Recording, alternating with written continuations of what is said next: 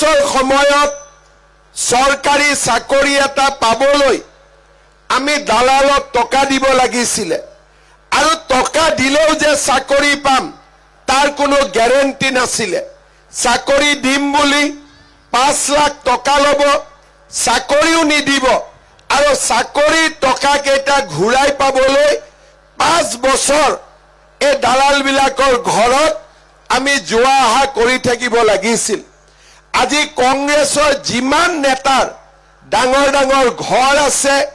কংগ্ৰেছৰ যিমান নেতাৰ আজি গাড়ী আছে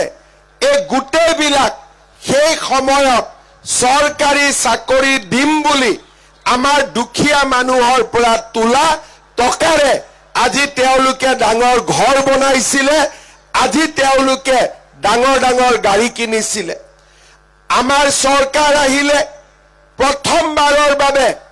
অসমত আমি চৰকাৰী চাকৰি দিলো 1.5 লাখ চাকৰি হল কোনো মানুহে কোনো ব্যক্তিয়ে টকাটো বাদ দিয়ক তামোল পাণ এখনো আজিকালি চৰকাৰী চাকৰিত খাব নোৱাৰে সেয়া আজি আমি এটা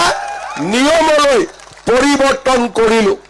আজি চৰকাৰী চাকৰি নামত কোনেও টকা তুলিব নোৱাৰে কোনেও পইচা তুলিব নোৱাৰে